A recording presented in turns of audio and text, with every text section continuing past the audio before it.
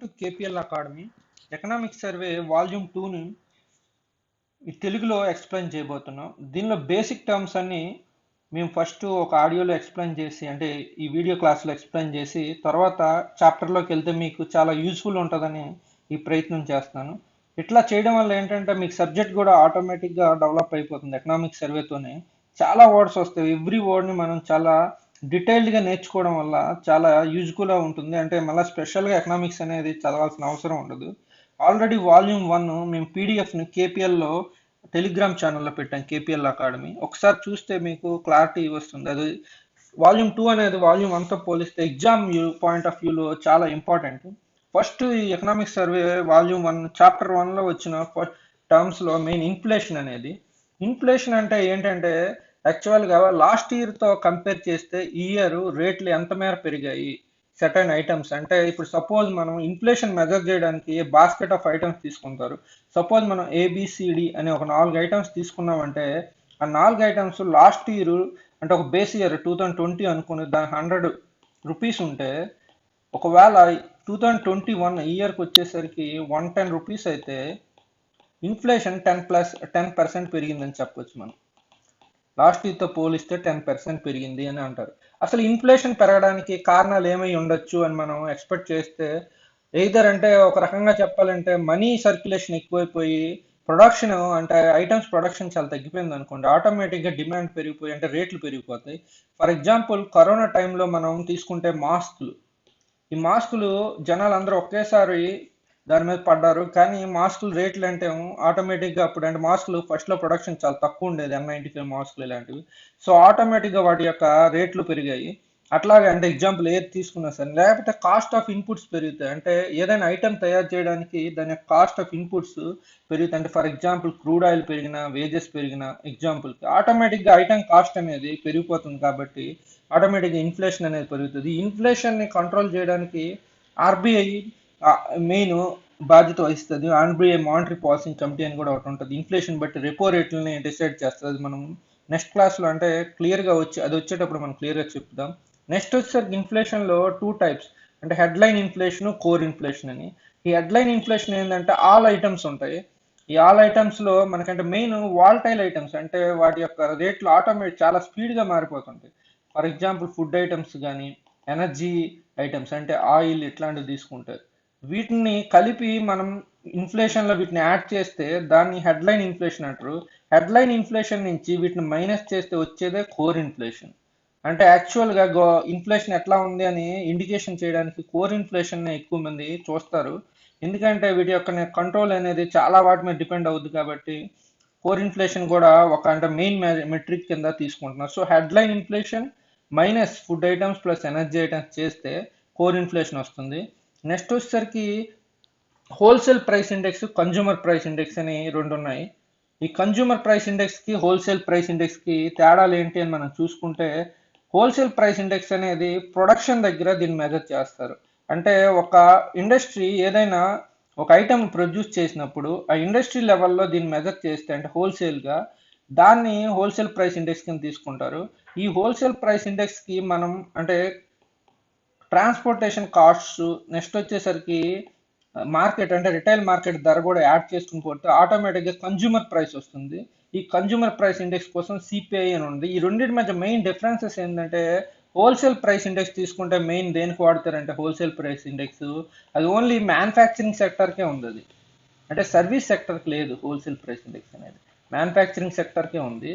అదే మనం consumer price index తీసుకుంటే సిపిఐ అనేది అది బోత్ మ్యానుఫ్యాక్చరింగ్ అండ్ నెక్స్ట్ వచ్చేసరికి సర్వీస్ సెక్టర్ రెండింటికి కూడా ఉంది సిపిఐ. సో సిపిఐఏ బెటరు డబ్ల్యూపీ కన్నా అంటే హోల్సేల్ ప్రైస్ ఇండెక్స్తో పోలిస్తే కన్జ్యూమర్ ప్రైస్ ఇండెక్స్ చాలా బెటర్ అని ఆర్బీఐ, గవర్నమెంట్ ఇవన్నీ కూడా వీటిని తీసుకుంటాయి. ఎందుకు బెటర్ అంటే మనకి 60% ఆఫ్ జీడిపి సర్వీస్ సెక్టర్స్ నుంచి వస్తుంది. సో అంత పర్సంటేజ్ జీడిపి సర్వీస్ సెక్టర్ నుంచి వచ్చినప్పుడు దాని యొక్క రిప్రజెంటేషన్ అసలు హోల్సేల్ ప్రైస్ ఇండెక్స్లో లేదు. సో అందువల్ల మనం అంటే ఎగ్జాక్ట్ ఇన్ఫ్లేషన్ ఎలా ఉంది మన దేశంలో లేకపోతే కంట్రీలో అని చెప్పడానికి హోల్సేల్ ప్రైస్ ఇండెక్స్ అనేది ఎగ్జాక్ట్ మెజర్మెంట్ కాదు అని చెప్పవచ్చు. సో కన్జ్యూమర్ ప్రైస్ ఇండెక్స్ లో both manufacturing and service sectors కూడా యాడ్ అయి ఉంటాయి కాబట్టి ఐటమ్స్ లో. సో ఇది better index wholesale price index తో పోలిస్తే అంటారు.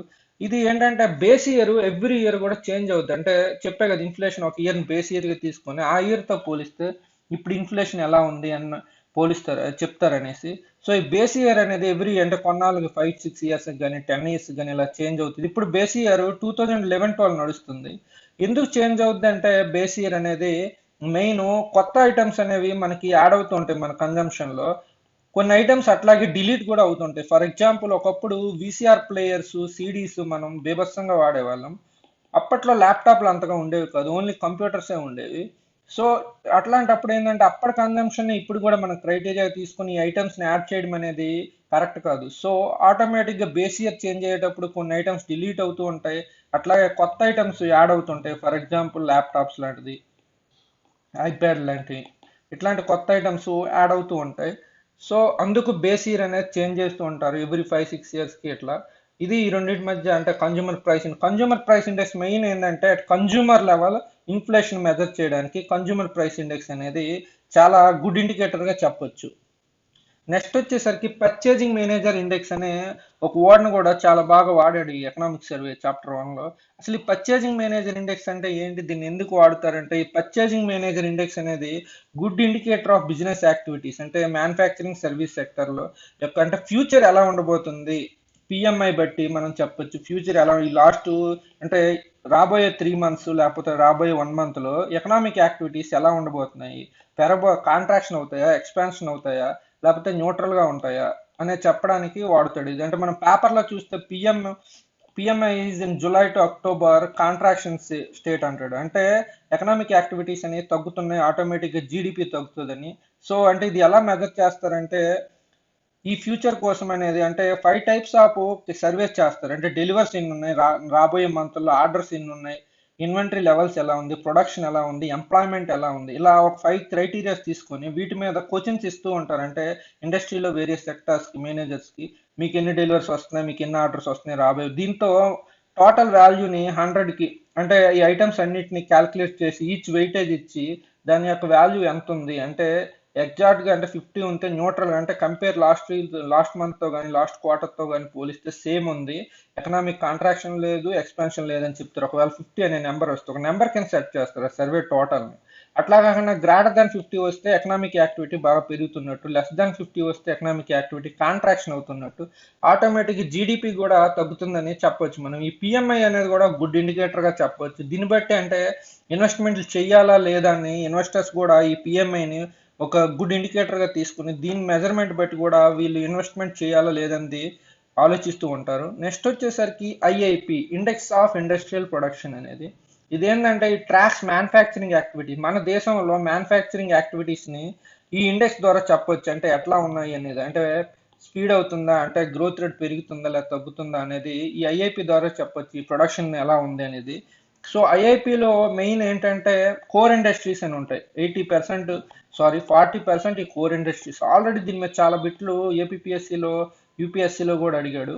ఈ కోర్ ఇండస్ట్రీస్ యొక్క రిప్రజెంటేషన్ ఐఐపిబి ఇండెక్స్ లో అంటే ఇండెక్స్ ఆఫ్ ఇండస్ట్రియల్ ప్రొడక్షన్ లో 40%. ఈ కోర్ ఇండస్ట్రీస్ ఏదంటే రిఫైనరీ ప్రొడక్ట్స్ మెయిన్, అంటే ఇక్కడ ఏం వెయిటేజ్ ఎంత అని కూడా అడిగేస్తాడు, హైయెస్ట్ వెయిటేజ్ ఏంటి అని కూడా అడుగుతుంటాడు. అడిగాడు కూడా already 28% refinery products. Next electricity 20%, steel sector వచ్చేసి 17%, లోయెస్ట్ ఫెర్టిలైజర్స్ 2.63, దానికన్నా జస్ట్ హైయెస్ట్ సిమెంట్. ఇలా టోటల్ 8 సెక్టర్స్ ఉన్నాయి ఐఐపిలో కోర్ ఇండస్ట్రీస్ 8లో. సో ఐఐపిలో ఏ ఏ ఐటమ్స్ ఉంటాయంటే మెయిన్ చెప్పే కదా, మ్యానుఫ్యాక్చరింగ్ ని ట్రాక్ చేస్తుంది. ఎట్లా ఉంది ప్రీవియస్ క్వార్టర్ తో పోలిస్తే, లేకపోతే ప్రీవియస్ హాఫ్ ఇయర్ తో పోలిస్తే, లేకపోతే ప్రీవియస్ ఫైనాన్షియల్ ఇయర్ తో పోలిస్తే. మ్యానుఫ్యాక్చరింగ్ సెక్టర్ లో 77% రిప్రజెంటేషన్ ఉంటుంది, మైనింగ్ అనేది 14 ఉంటుంది, అట్లాగే ఎలక్ట్రిసిటీ అనేది 8-9% ఉంటుంది. దీనికి కూడా బేస్ ఇయర్ అంటే ఐటమ్స్ చేంజ్ అవుతుంటే బేస్ ఇయర్ 2011-12 నడుస్తుంది ఇప్పుడు ఐఐపికి కూడా. నెక్స్ట్ వచ్చేసరికి ఇంకో ఇంపార్టెంట్ కాన్సెప్ట్ ఎక్కువగా వాడింది బ్యాలెన్స్ ఆఫ్ పేమెంట్స్. అంటే అందులో కూడా వాడు ఎక్కువ ఏం వాడాడంటే కరెంట్ అకౌంట్ అనేది. కరెంట్ అకౌంట్ ఎందుకు వాడాడు అంటే కరోనా టైంలో మనది కరెంట్ అకౌంట్ సర్ప్లస్ లోకి వచ్చింది. ఫస్ట్ టైం చాలా రోజుల తర్వాత కరెంట్ అకౌంట్ సర్ప్లస్ లోకి వచ్చిందని పేపర్లో అంటే చాలా వరకు దీని గురించి హాట్ టాపిక్ అయిపోయింది పేపర్లో కానీ మీడియాలో కానీ. సో అసలు కరెంట్ అకౌంట్ సర్ప్లస్లోకి రావడం ఏంటి, కరెంట్ అకౌంట్ ఏంటి, క్యాపిటల్ అకౌంట్ ఏంటి, అసలు బ్యాలెన్స్ ఆఫ్ పేమెంట్స్ అంటే ఏంటి అని. బ్యాలెన్స్ ఆఫ్ పేమెంట్స్ అంటే ఏం లేదు, మనం సపోజ్ ఒక ఫ్యామిలీ తీసుకున్నామంటే ఆ ఫ్యామిలీలో మెంబర్స్ ఒక ఇయర్లో అంటే ఒక సర్టైన్ పీరియడ్లో మనం ఇక్కడ 1 ఇయర్ తీసుకుంటే ఈ ఫ్యామిలీ మెంబర్స్ రిమైనింగ్ పీపుల్తో 1 ఇయర్లో చేసి economic transactions balance of payments అంటే ఒక రికార్డ్గా మెయింటైన్ చేస్తారు. ఈ బ్యాలెన్స్ ఆఫ్ పేమెంట్స్ అనేది ఇది నథింగ్ బట్ ఏ రికార్డ్. ఇది 1 ఇయర్లో సపోజ్ మీ ఒక ఫ్యామిలీ ఉంటే ఆ ఫ్యామిలీలో 4 మెంబర్స్ ఉంటే ఆ 4 మెంబర్స్ రిమైనింగ్ పర్సన్స్తో ఈ ప్రపంచంలో ఉన్న రిమైనింగ్ పర్సన్స్తో చేసే ఎకనామిక్ యాక్టివిటీసే ఆ ఫ్యామిలీ యొక్క బ్యాలెన్స్ ఆఫ్ పేమెంట్ చెప్పవచ్చు. అలాగే ఒక కంట్రీ తీసుకుంటే కంట్రీలో ఉన్న ఆల్ రెసిడెంట్స్కి నాన్ రెసిడెంట్స్కి అంటే రిమైనింగ్ పీపుల్ వరల్డ్లో ఉన్న రిమైనింగ్ పీపుల్కి మధ్య జరిగే all economic transactions for specific period దీన్నే బ్యాలెన్స్ ఆఫ్ పేమెంట్స్ అంటారు. ఇక్కడ పీరియడ్ అంటే 1 ఇయర్ తీసుకుంటారు మెయిన్. అసలు బ్యాలెన్స్ ఆఫ్ పేమెంట్లో 2 అకౌంట్లు, current account, capital account. Current అకౌంట్ని ఎలా చెప్తారంటే బ్యాలెన్స్ ఆఫ్ ట్రేడ్, ఇందులో ఐటమ్స్ మెయిన్ అంటే 3 పార్ట్స్ ఉంటాయి. Balance of trade, net income, net transfers. ఇది కరెంట్ అకౌంట్ కింద వస్తుంది. అసలు బ్యాలెన్స్ ఆఫ్ ట్రేడ్ అంటే ఏంటంటే బ్యాలెన్స్ ఆఫ్ ట్రేడ్ అంటే ఏం లేదు, ఒక ఇయర్లో అంటే సర్టన్ పీరియడ్ అని కదా 1 ఇయర్లో ఇంపోర్ట్స్ మైనస్ ఎక్స్పోర్ట్స్. మన ఇండియాకి ఇది చాలా అంటే ఎప్పుడు balance of exports minus imports imports minus exports, కానీ ఎక్స్పోర్ట్స్ మైనస్ ఇంపోర్ట్స్ తీసుకోవడం బెటర్.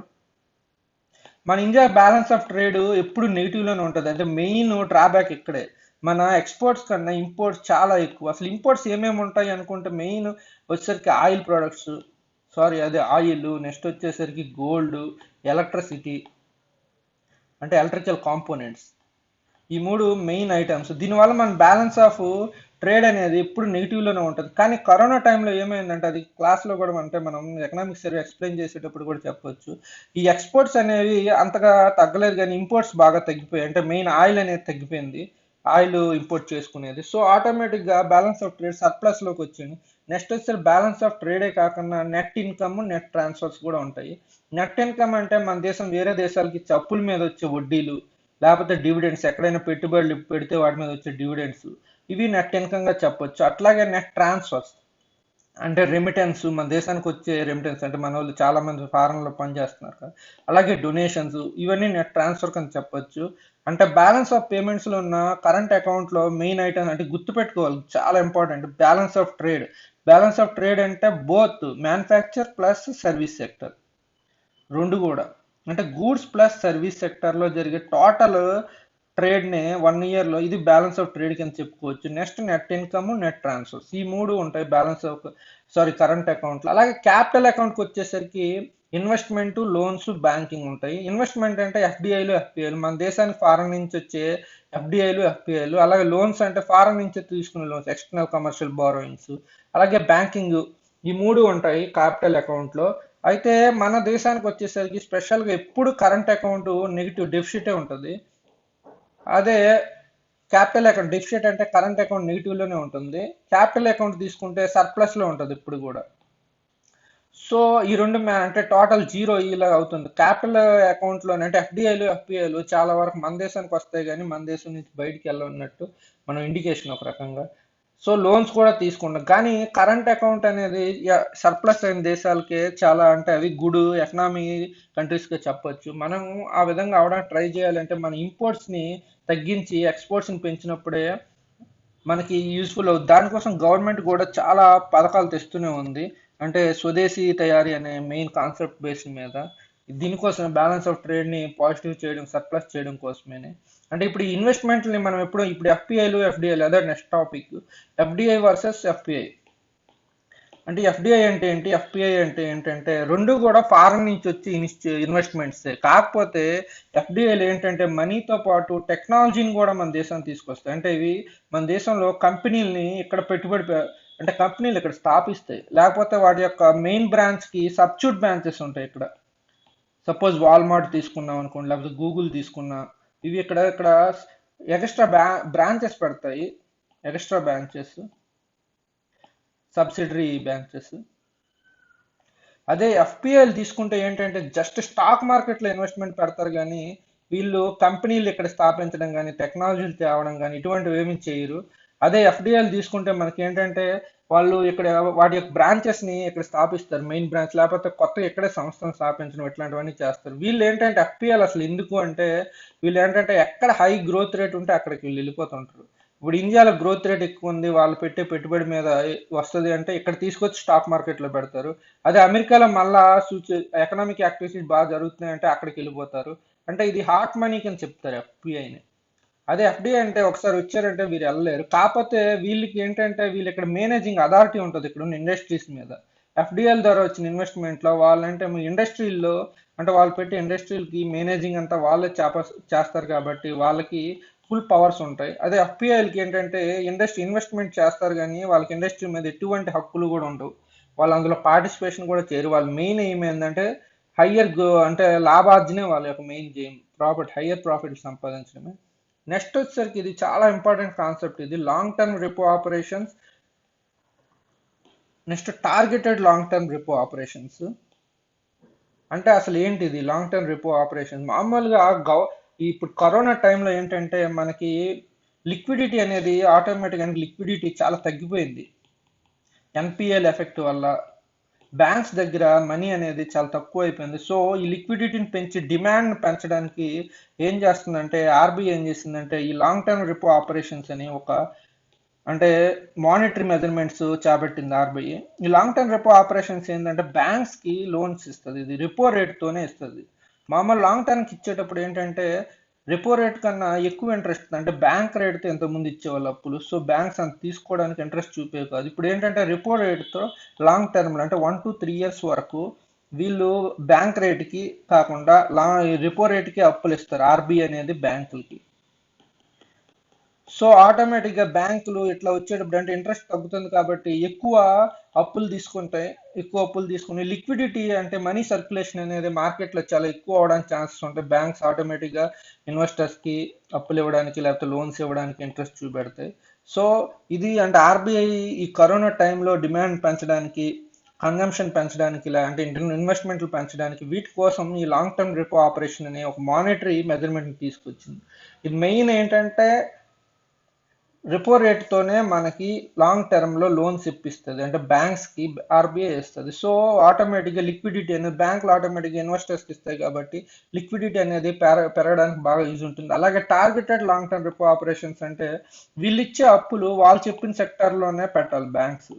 అంటే బ్యాంకులకి ఆర్బీఐ ఒక 50,000 కోట్లు ఇచ్చిందంటే వాళ్ళు చెప్తారు ముందే మీరు తీసుకొచ్చి మ్యానుఫ్యాక్చరింగ్ సెక్టర్లోనే లోన్స్ ఇవ్వాలి అని, ఈ 50,000 కోట్లు. దీన్ని targeted long term repo operations అంటాడు. ఈ రెండింటి గురించి క్లియర్గా మెన్షన్ చేశాడు ఎకనామిక్ సర్వేలో. నెక్స్ట్ వచ్చేసరికి liquid adjust facility and marginal standing facility, ఈ రెండు ఎంఎస్ఎఫ్ ఎల్ఏఎఫ్. అసలు ఈ రెండు ఏంటంటే షార్ట్ టర్మ్ లోన్స్, బ్యాంకులకి ఆర్బీఐ షార్ట్ టర్మ్ లోన్స్ ఈ ₹2 ఇస్తుంటుంది. అసలు లిక్విడ్ అడ్జస్ట్ ఫెసిలిటీ అంటే ఏంటంటే ఫర్ ఎగ్జాంపుల్ అంటే రెపో రేట్గానే అప్పులు ఇస్తుంది ఆర్బీఐ బ్యాంకులకి, రెపో రేట్తోనే అప్పులు ఇస్తుంది. కాకపోతే ఏంటంటే ఎంత పర్సెంటేజ్ ఇస్తుంది అంటే బ్యాంకుల యొక్క ఎస్ఎల్ఆర్ సపోజ్ ఇప్పుడు మెయింటైన్ చేస్తుంది 19% అనుకుంటే, ఎంత ఉందో ఎగ్జాక్ట్ తెలియదు, 19% అనుకుంటే వాళ్ళ యొక్క గవర్నమెంట్ బాండ్స్ అనేవి ఇవి ఒక 25% ఉంటే ఈ డిఫరెన్స్ ఈ 6% బాండ్స్కి మాత్రమే ఆర్బీఐ అప్పిస్తుంది షార్ట్ టర్మ్లో, అంటే డే టు డే ఆపరేషన్స్కి. దీనికి తీసుకునే వడ్డీ జస్ట్ రెపో రేటే ఉంటుంది. అదే మనకి ఎంఎస్ఎఫ్ తీసుకుంటే అంటే మార్జినల్ స్టాండింగ్ ఫెసిలిటీ తీసుకున్నామంటే అట్లా కాదు. ఇది ఏంటంటే ఎస్ఎల్ఆర్ కన్నా తక్కువ ఉన్న గవర్నమెంట్ సెక్యూరిటీస్, బ్యాంకుల దగ్గర ఉండే గవర్నమెంట్ సెక్యూరిటీస్ ఎస్ఎల్ఆర్ కన్నా తక్కువ ఉన్నా సరే అటువంటప్పుడు సపోజ్ 19 ఉండాల్సింది 15 ఉందనుకోండి, అటువంటప్పుడు ఈ ఎస్ఎల్ఆర్ అంటే వాడుకొని కూడా, అంటే ఎస్ఎల్ఆర్ యొక్క ఇది కూడా వాడుకొని గవర్నమెంట్ సెక్యూరిటీస్ని కూడా వాడుకొని ఆర్బీఐ అంటే గవర్నమెంట్ సెక్యూరిటీస్ తీసుకొచ్చి ఆర్బీఐ దగ్గర బ్యాంకులు పెడతాయి. ఇట్లా బ్యాంక్స్ పెట్టి అప్పులు తీసుకునేటప్పుడు వీటి యొక్క ఇంట్రెస్ట్ ఆటోమేటిక్గా అంటే రిస్క్ కదా కొద్దిగా దాటితో పోలిస్తే ఇంట్రెస్ట్ రేటు పెరుగుతుంది. అంటే రెపోతో పోలిస్తే 1% ఎక్స్ట్రా ఉంటుంది. ఇది మార్జినల్ స్టాండింగ్ ఫెసిలిటీ అంటారు దీన్ని.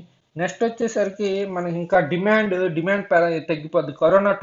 కరోనా వల్ల డిమాండ్ అనేది బాగా పడిపోయింది అంటుంది. అసలు డిమాండ్ ఎందుకు పడిపోయింది అంటే దీనిలో అంటే ఎలా వస్తుంది డిమాండ్ అంటే మెయిన్ ప్రైవేట్ కన్జంప్షన్ వల్ల వస్తుంది. నెక్స్ట్ ఇన్వెస్ట్మెంట్ వల్ల, అంటే ప్రైవేట్ కన్జంప్షన్ మన ఇండియాలో చాలా ఎక్కువ, కానీ డిమాండ్ ఎందుకు ఆటోమేటిక్ పడిపోతుందంటే కన్జంప్షన్ తగ్గించేస్తున్నారు. ఎందుకోసమంటే వేజెస్ తగ్గిపోతున్నాయి, జాబ్ లాసెస్ చాలా ఎక్కువైపోయినాయి. సో ఆటోమేటిక్గా ప్రైవేట్ కన్జంప్షన్ పడిపోతుంది.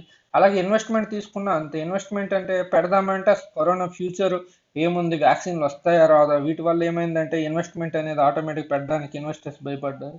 సో ఆటోమేటిక్ గవర్నమెంట్ కన్జంప్షన్ పెంచాల్సి వచ్చింది డిమాండ్ పెంచడం కోసం. అలాగే సప్లై సెక్టర్ తీసుకున్నా మనం ఏంటంటే అగ్రికల్చర్ సప్లై సెక్టర్ కూడా ఇదైంది, డిస్టర్బ్ అయింది. అంటే సప్లై ఎలా వస్తుంది, జీడిపి ఇది చేసుకుంటే అగ్రికల్చర్ సెక్టర్ నుంచి కానీ, లేకపోతే ఇండస్ట్రీ సెక్టర్ నుంచి కానీ, లేకపోతే మ్యానుఫ్యాక్చరింగ్ సెక్టర్ నుంచి కానీ, ఇట్లా టోటల్గా ఇది మొత్తం ఎకనామిక్ సర్వే ఫస్ట్ చాప్టర్లో ఉన్న బేసిక్ టర్మ్స్ అన్ని. ఏమైనా ఇంకా మీకు క్లియర్గా కానీ ఎక్స్ప్లెయిన్ చేయాలి అని అనిపిస్తే వాటిని కామెంట్ సెక్షన్లో చెప్పండి, మేము క్లియర్గా చెప్తాం మళ్ళీ. Thank you, KPL academy.